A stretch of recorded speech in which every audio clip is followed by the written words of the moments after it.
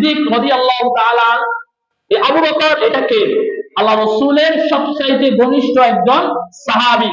আল্লাহ রাসূলের পরে যদি কারো সম্মান পেতে থাকে সেটা হলো আবু বকর রাদিয়াল্লাহু তাআলা। সুবহানাল্লাহ বলেন। আর আরেকটা নাম আছে সিদ্দিক আকবর, আমরা যাকে সিদ্দিক আকবর নামে চিনি।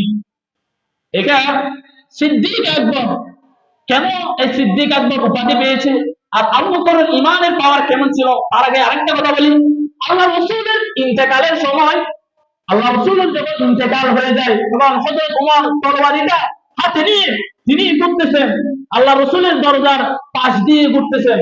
তিনি সাহাবীদেরকে বলতেছেন, আমার প্রাণের রাসূল, আমার মায়ার নবী রাহমাতুল লিল আলামিন যে ইন্তেকাল করে দুনিয়া থেকে বিদায় নিয়ে গেছে, তোমরা কেউ এটা মুখ দিয়ে বলবা না। যদি তোমরা এটা বলো তোমাদেরকে তরবারি দিয়ে তোমাদেরকে হত্যা করে ফেলবো। এই জন্য সাহাবীরা বইয়ে পেরেশানির মধ্যে আছে। সাহাবীরা বলতে লাগলো, ওমরকে কে বুঝাবে? ওমর বুঝতে চায় না। ওমর তুমি বুঝার চেষ্টা করো। কিন্তু হযরত ওমর বুঝতে চায় না যে আল্লাহ রাসূল যে দুনিয়া থেকে বিদায় নিয়ে চলে গেল, এটা ওমর বুঝতে চায় না। আবু বকর রাদিয়াল্লাহু তাআলা আনহু ঘর থেকে চেয়ে দেখতেছে ওমরের ভয়ে কেউ ঘর থেকে কোন সাহাবী ঘর থেকে বের হচ্ছে না। এখন আবু বকরও কিন্তু আল্লাহ রাসূলকে সবচাইতে বেশি ভালোবাসতো, মহব্বত করত। এখন হযরত ওমর পাগল করা হয়ে গেছে। আর সেই সময় যদি আবু বকর যদি পাগল করা হয়ে যায়, আবু বকর যদি পাগলামি শুরু করে তাহলে সামাল কে দিবে? এই জন্য আবু বকর রাদিয়াল্লাহু তাআলা আনহু ঘর থেকে বের হলেন। বের হয়ে হযরত ওমরের সামনে দিয়ে যাচ্ছে না, পিছন দিক দিয়ে গুড়গুড় করতেছে, ইন্নাকা মাইয়িতুন ওয়া ইন্নাহুম মাইয়িতুন। হযরত আবু বকর ওমরের পাশ দিয়ে ঘুরে ঘুরে এই আয়াতটা তেলাওয়াত করতেছে, ইন্নাকা মাইয়িতুন ওয়া ইন্নাহুম মাইয়িতুন। ডান পাশে গিয়ে বলতেছে, ইন্নাকা মাইয়িতুন ওয়া ইন্নাহুম মাইয়িতুন, ইন্নাকা মাইয়িতুন ওয়া ইন্নাহুম মাইয়িতুন। এমন ভাবে করে হযরত আবু বকর এই আয়াতটা, কোরআনের এই আয়াতটা তেলাওয়াত করতেছে। যখন তেলাওয়াত করতেছে এই আয়াত শোনা মাত্র হযরত ওমরের হাত থেকে তরবারিটা পড়ে গেল। আবার বলতে লাগলো, ইন্নাকা মাইয়িতুন ওয়া ইন্নাহুম মাইয়িতুন। এরপর হযরত ওমর বসে পড়ল। আবার বলতে লাগলো, ইন্নাকা মাইয়িতুন ওয়া ইন্নাহুম মাইয়িতুন। হযরত ওমর এরপর শুয়ে পড়ল। সুবহানাল্লাহ। তো এই আয়াতের ফজিলত কেন? এই আয়াত পড়ার কারণে হযরত আবু বকর কেন বসে পড়ল? এই আয়াতের মধ্যে, এই আয়াতটা আল্লাহ রাসূল সাল্লাল্লাহু আলাইহি সাল্লাম তেলাওয়াত করতেছেন। আল্লাহ রাসূল সাল্লাল্লাহু আলাইহি সাল্লাম বলেছিল, আবু বকর এই কথা শুনেন, এই আয়াতটা, আবু বকরের এই আয়াতটা শোনার পর হযরত ওমর তরবারি ছিল, এরপর তরবারিটা হাত থেকে ফেলে দিল, এরপর বসে পড়ল, এরপর শুয়ে পড়ল। কারণ হচ্ছে ইন্নাকা মাইয়িতুন ওয়া ইন্নাহুম মাইয়িতুন। আল্লাহ রাসূল বলেন, আমি যখন দুনিয়া থেকে বিদায় হব, আমার কিছু এমন সাহাবী আছে তারা পাগল করা হয়ে যাবে, কিন্তু তোমরা শুনে রাখো, ইন্নাকা মাইয়িতুন ওয়া ইন্নাহুম মাইয়িতুন। তোমরা যেমন দুনিয়া থেকে চলে যাবা, ঠিক তেমনি ভাবে আল্লাহ পাক রব্বুল আলামিন আমাকে দুনিয়া থেকে বিদায় নিয়ে যাবেন, আমাকে আল্লাহ তাআলার দরবারে। তোমরা যেমন মৃত্যুবরণ করবা, ঠিক তেমনি ভাবে আমি রাসূলকে আল্লাহ তাআলার কাছে আমাকে নিয়ে যাবে। এজন্য আমাদের নবী 63 বছরের জিন্দেগিতে আল্লাহ তাআলা আমাদের নবীকে নিয়ে গেছেন, কিন্তু এটা আবু বকর হযরত ওমর সহ্য করতে পারতেছে না। তো দেখেন আবু বকর আল্লাহ রাসূলকে কেমন মহব্বত করতেন, হযরত ওমরও কত মহব্বত করতেন। তো এই জন্য আবু বকর রাদিয়াল্লাহু তাআলা আনহু বলেন, আল্লাহ রাসূলের একদম সবচাইতে ঘনিষ্ঠ একজন সাহাবী, আল্লাহ রাসূলকে সবচাইতে যিনি মহব্বত করতেন তিনি হলেন আবু বকর সিদ্দিক রাদিয়াল্লাহু তাআলা। এবার আসেন আবু বকর রাদিয়াল্লাহু তাআলা আনহু কিভাবে ঈমান গ্রহণ করলেন। কোরআনুল কারীমে আল্লাহ তাআলা দুইজন ব্যক্তির নাম উল্লেখ করেছেন, একজন হলো ঈমানদার, আরেকজন হলো কাফের। যিনি ঈমানদারের নাম হচ্ছে আবু বকর রাদিয়াল্লাহু তাআলা আনহু। আরেকজন কাফের, এই কাফেরের নাম হচ্ছে উতবা ওয়ালিদ ইবনে মুগীরা। এদের কথা আল্লাহ তাআলা কোরআনের মধ্যে উল্লেখ করলেন। সাহাবায়ে কেরামদের মজমা, সেখানের মধ্যে হযরত আবু বকর, হযরত ওমর, হযরত বেলাল সবাই উপস্থিত। আল্লাহ রাসূল জিজ্ঞাসা করতেছেন, ইয়া বেলাল, তুমি কিভাবে ইসলাম ধর্ম গ্রহণ করেছো? হযরত বেলাল বলতে লাগলো, ইয়া রাসূলুল্লাহ, আমি এমন ভাবে ইসলাম ধর্ম গ্রহণ করলাম। হযরত আলীকে প্রশ্ন করা হলো, আলী তুমি কিভাবে ইসলাম ধর্ম গ্রহণ করলা?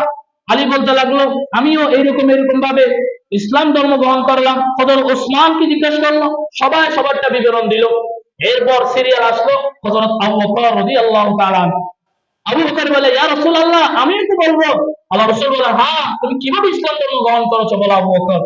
আবু বকর বলতে লাগলো, ইয়া রাসূলুল্লাহ, আমি যখন ছোট ছিলাম, আমি ছোট অবস্থায় আমার আকল জ্ঞান একটু বেশি ছিল। আকল জ্ঞান বেশি থাকার কারণে আমার বাবা আমাকে বেশি মহব্বত করতো, বেশি ভালোবাসতো।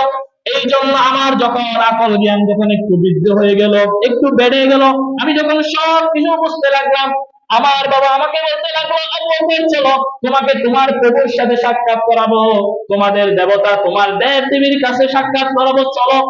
এই জন্য এটা বলার পর আমাকে মণ্ডপের মধ্যে নিয়ে গেল। নিয়ে যাওয়ার পর আমার বাবা মূর্তির দিকে হাত দিয়ে আমাকে বলতে লাগলো, আবু বকর, এটা হলো তোমার, এটা হলো তোমার ইলাহ, এটা হলো তোমার দেবী, এটা হলো তোমার দেবতা। তুমি এদের থেকে যা চাইবা তাই পাইবা। বলেন নাউজুবিল্লাহ। বলেন, আল্লাহ ছাড়া কি পৃথিবীর কেউ কিছু দিতে পারে? আওয়াজ দিতে হবে, পারে? পারে না। তো ইলাহ, ইলাহ একমাত্র আমাদের ইলাহকে আল্লাহ। ইন্না রাব্বাকুমুল্লাহ, আল্লাহ তাআলা বলেন তোমাদের রব হচ্ছে আল্লাহ। আমাদের রব কে? আল্লাহ। আল্লাহ ছাড়া পৃথিবীর কেউ কিছুই দিতে পারে না। তো এবং আবু বকর চিন্তায় পড়ে গেল যে ইলাহ যেহেতু বলতেছে, এখন ইলাহ থেকে চাইতেছে যে আমাকে এটা দাও সেটা দাও, এরকম বলতে লাগলো। কিন্তু ইলাহ কোনো কথাই বলে না। আরে ইব্রাহিম নবীর বাবা তো মূর্তি পূজারী না, মূর্তির ব্যাপারই ছিল। ইব্রাহিম নবীর আব্বা মূর্তি বানাইতো এবং ইব্রাহিম নবীকে তুলে দিতে মাথার উপর এগুলো বিক্রি করতো। তো ইব্রাহিম নবী যখন এই মূর্তিগুলো বিক্রি করার জন্য রাস্তা দিয়ে হেঁটে হেঁটে যাচ্ছেন, ইব্রাহিম নবীর পা ব্যথা করতেছে। রাস্তার অর্ধেক গিয়ে মূর্তিগুলো নামাইছে, নামানোর পর সবগুলো মূর্তির পা ভেঙে ভেঙে দিল। তো ভেঙে দেওয়ার পর ইব্রাহিম ইব্রাহিম আলাইহিসসালামের বাবা জিজ্ঞেস করতেছে যে খুদার মাথা, খুদার পা গুলা খেয়ে ভাঙছে। তো ইব্রাহিম নবী বলতেছেন, আব্বাকে বলতেছে, দেখো এরা এত সুন্দর খুদা, এত সুন্দর করে এদেরকে বানাইছে, আমি যখন তাদেরকে আমার মাথার উপর, মাথার মধ্যে নিয়ে যখন হাঁটতে লাগলাম, আমার পা ব্যথা করতেছে। এই জন্য আমি তাদেরকে সুন্দর করে বললাম, তোমরা একটু হাঁটো, এরপর আমি তোমাদেরকে আবার মাথার মধ্যে নিব। বলেন, এটাকে হাঁটতে পারে? পারে না। তো বলতেছে, এরা এদেরকে যখন আমি হাঁটতে বলতেছি, হাঁটার জন্য যখন বলতেছি, কিন্তু এরা হাঁটে না। এই জন্য আমার রাগ উঠলো, যার কারণে আমি তাদের পা গুলো ভেঙে দিলাম। তো এগুলো যখন বলছে, বলার পর আল্লাহ রাসূল বলতেছে, আবু বকর, তোমার ব্যাপারটা কি এমন? আবু বকর বলে, ইয়া রাসূলুল্লাহ, আমি যখন মূর্তিগুলা থেকে যখন চাইতে লাগলাম আমার এটা লাগবে সেটা লাগবে, কিন্তু মূর্তি কোনো কথা বলে না, কিছু দিতেই পারে না, কোহা কিছুই বলে না। এই জন্য আমার রাগ উঠে গেল।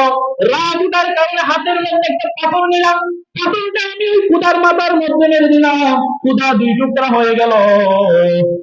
খুদার মাথা মেরে দিলাম, খুদা দুই টুকরা হয়ে গেল। তো বলেন, আমাদের রবের ক্ষতি কি কেউ করতে পারবে?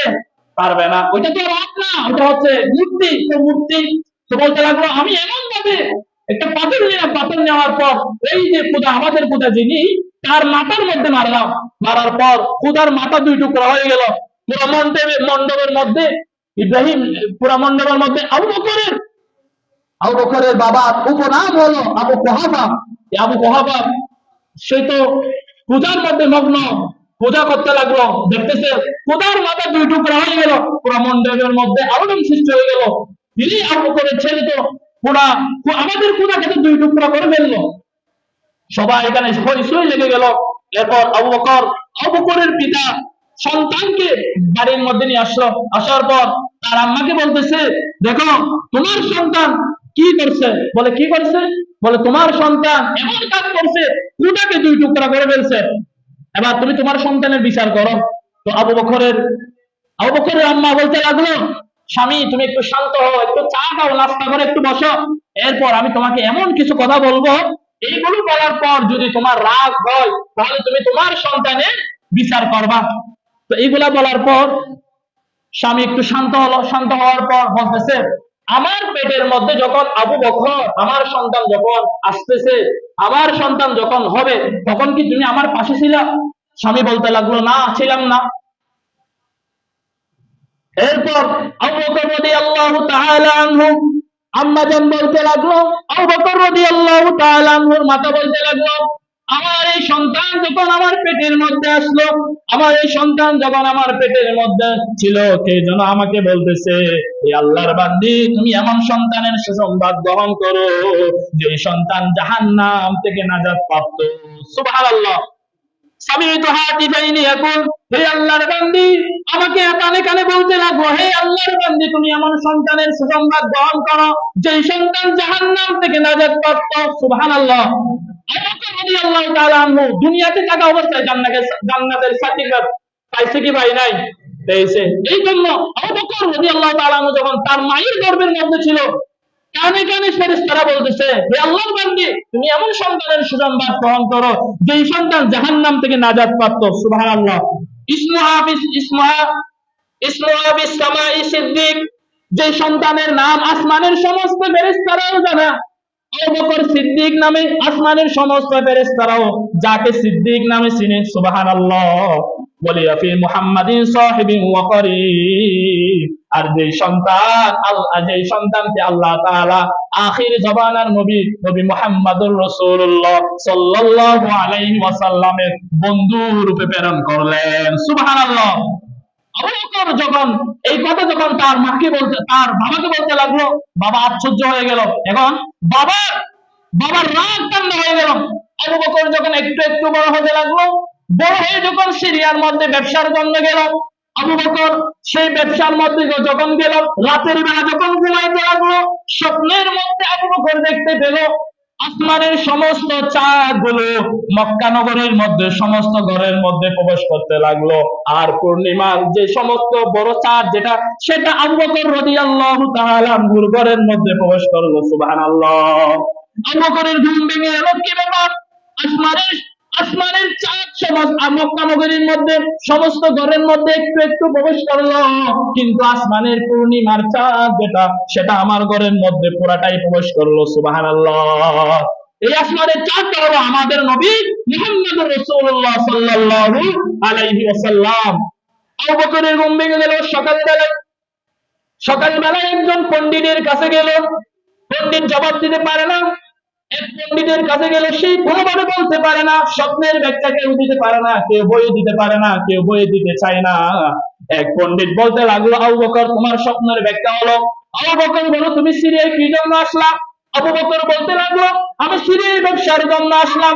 আমার বাবার নাম হলো আবু কুহাফা, আমার বাড়ি মক্কা। আমি সিরিয়ার মধ্যে ব্যবসার জন্য আসলাম। ওই পণ্ডিত খ্রিস্টান পণ্ডিত বলতে লাগলো, আবু বকর তোমার নাম যদি আবু বকর হয়, তোমার বাবার নাম যদি আবু কুহাফা হয়, তুমি যদি সিরিয়ায় ব্যবসার জন্য এসে থাকো, তোমার বাড়িতে যদি মক্কায় হয়ে থাকে, তাহলে তুমি শুনে রাখো আখির জমানার নবী মুহাম্মদুর রাসূলুল্লাহ সাল্লাল্লাহু আলাইহি ওয়াসাল্লাম যখন মক্কা নগরীর মধ্যে প্রবেশ করবে, যখন ইসলামের দাওয়াত দিবে, তখন তুমি আবু বকরকে সর্বপ্রথম দাওয়াত দিবে, আর তুমি ইসলাম ধর্ম কবুল করে নিবে। সুবহানাল্লাহ। আখির জামানার নবী যখন সর্বপ্রথম মক্কা নগরীর মধ্যে পদার্পণ করবে, সর্বপ্রথম তোমাকে ইসলামের দাওয়াত দিবে, আর তুমি আবু বকর ইসলাম কবুল করে নিবে। সুবহানাল্লাহ। তাহলে আবু বকরের দাম কম না বেশি? এই আবু বকর এই সিদ্দিক উপাধিটা কেমনে পেয়েছে?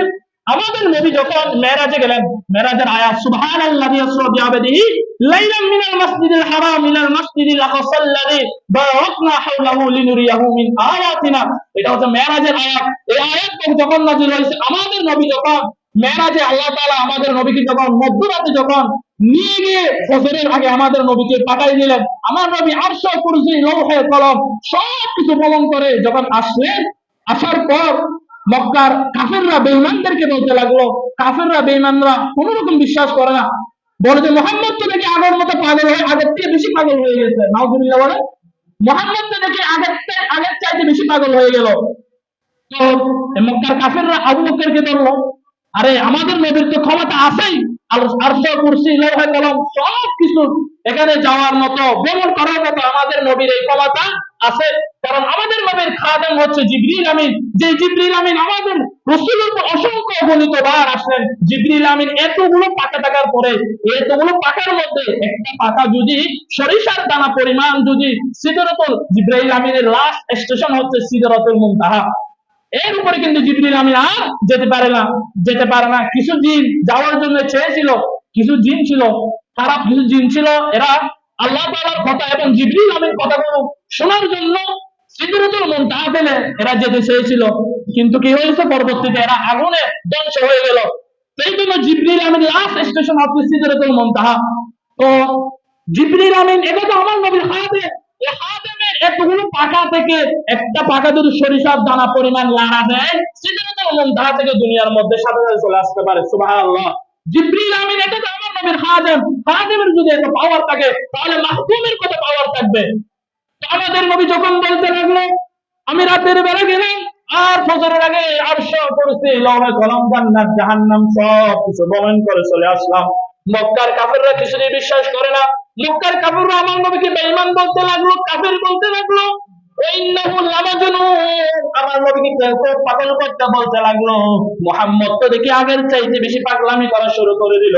মক্কার কাফেররা কিছুতেই বিশ্বাস করে না। কাফেররা আগে আবু বকরকে ধরলো, আবু বকর তুমি কাকে বেশি ভালোবাসো, মহাব্বত করো। এই যে মোহাম্মদ দেখি আগের চাইতে বেশি পাগলামি করা শুরু করে দিল। বলে কি বলছে, বলে মোহাম্মদ তো দেখি রাতের বেলা নাকি গেল আর সব করছিল লৌহে কলম সব কিছু নাকি ফজরের আগে ভ্রমণ করে চলে আসলো। এটা কি বিশ্বাস করা যায় নাকি? আবু বকর বলে, এটা যদি আমার নবীর পবিত্র জবান থেকে যদি বের হয়ে থাকে তাহলে পৃথিবীর কেউ বিশ্বাস করুক আর নাই করুক, আমি আবু বকর মনে প্রাণে বিশ্বাস করে নিলাম। সুবহানাল্লাহ। আল্লাহর পক্ষ থেকে জিবরিল আমিন ওহী নিয়ে আসলো। আল্লাহ রাসূল বলতেছে, আবু বকর তুমি আগে ছিলে আবু বকর রাদিয়াল্লাহু তাআলা, আজকে থেকে তোমার নাম উপাধি দিলাম সিদ্দিক আকবর। সুবহানাল্লাহ। সত্যবাদী যিনি সবকিছু আল্লাহ রাসূলের মুখ দিয়ে কথা বের হতে দেরি নাই, যিনি সবকিছু বিশ্বাস করেন তিনি হলেন আবু বকর রাদিয়াল্লাহু তাআলা। এই আবু বকর আল্লাহ রাসূলের জন্য সবকিছু দিয়ে দিলেন, কুরবানি সবকিছু একদম। আমাদের নবী যখন আবু বকরকে বলছিল, আবু বকর তুমি রেডি থাকো, হিজরতের রাত তোমাকে আমার সাথে মক্কা থেকে মদিনায় হিজরত করতে হবে, এটা যখন বলছিল 6 মাস আগে বলছিল, এরপর থেকে আবু বকর রাদিয়াল্লাহু তাআলা রেডি হয়ে ঘরের দরজার মধ্যে সবকিছু নিয়ে কান পেতে শুনে থাকবো, কখন আমার নবী আমাকে ডাক দিবে আমি আসবো। হঠাৎ করে একদিন রাতের বেলায় আমার নবী ঘর থেকে বের হয়ে গেলেন। আবু বকর রাদিয়াল্লাহু তাআলা আনহুকে ডাকার জন্য ঘরের মধ্যে চলে গেলেন। আল্লাহর নবী ডাক দিয়ে, আবু বকর বের হও, হিজরত করা লাগবে। এটা বলার সাথে সাথে আবু বকর রাদিয়াল্লাহু তাআলা আনহুর সাথে সাথে বের হয়ে গেলেন। বের হওয়ার পর চিন্তা ভাবনা করতে আমাদের নবী বলতে লাগলো, আবু বকর কি ব্যাপার, তুমি এত তাড়াতাড়ি কিভাবে বের হলো?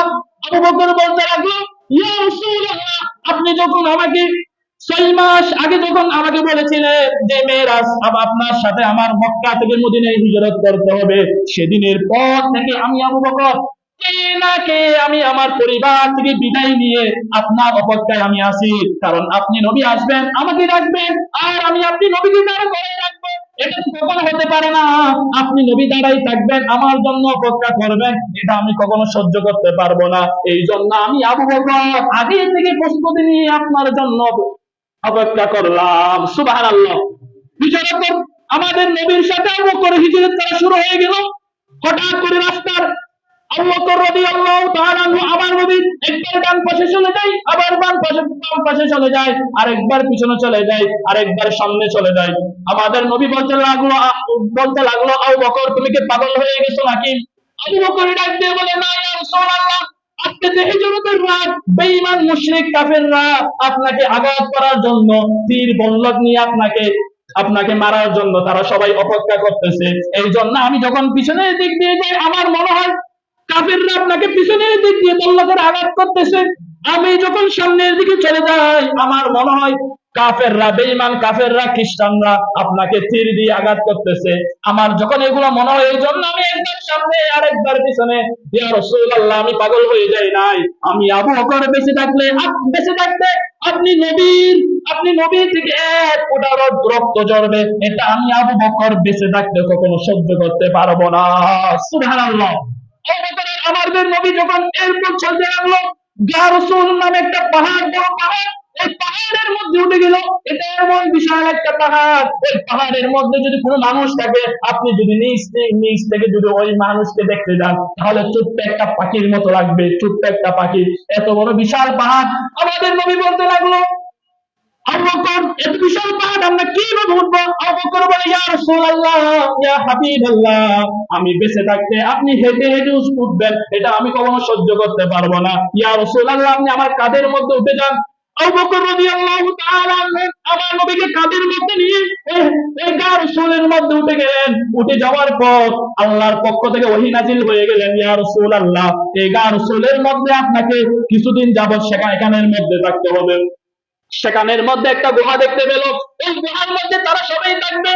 তারা যখন সবাই থাকবে, ওই গুহার মধ্যে ময়লা আবর্জনা রয়েছে। আবু বকর বলতে লাগলো, ইয়া রাসূলুল্লাহ, আমি ওই যে গুহাটা একটু পরিষ্কার করে দিই, আপনি আগে ঢুকবেন না? আবু বকর ঢুকার পর সব কিছু পরিষ্কার করতে লাগলো। সেখানে অনেকগুলো ছিদ্র ছিল। ছিদ্র থাকার কারণে আবু বকরের মাথার মধ্যে একটা রুমাল ছিল।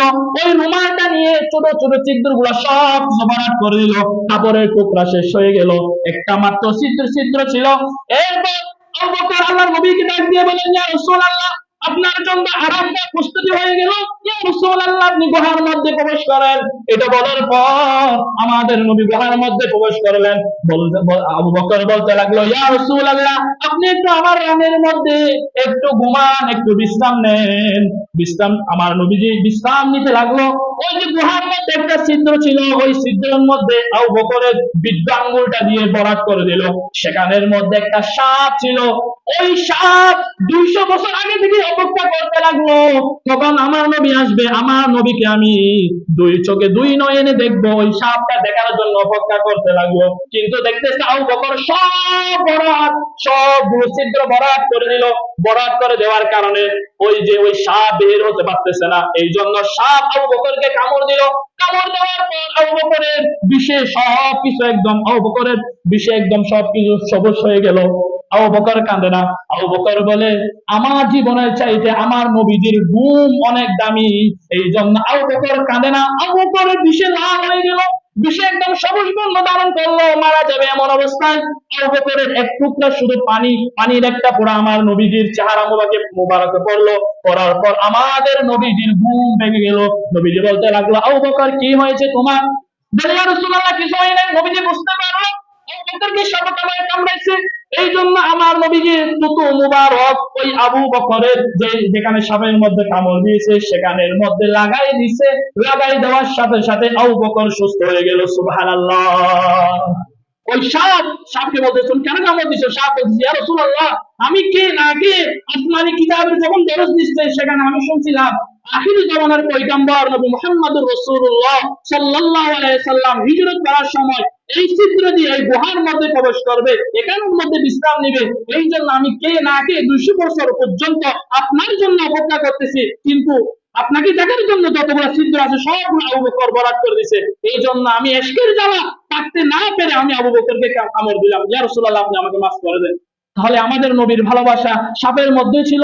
দুনিয়ার কুল কায়নাত যত পাখি পক্ষী রয়েছে সব কিছুর মধ্যে আছে আল্লাহ পাক রব্বুল আলামিন। তাহলে আমরা জানাম আবু বকরের ইমানের পাওয়ার। আর আবু বকরের দাম কেন এত বেশি?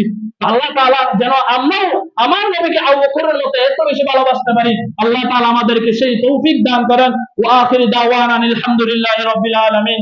আসসালামু আলাইকুম ওয়া রাহমাতুল্লাহি ওয়া বারাকাতুহু।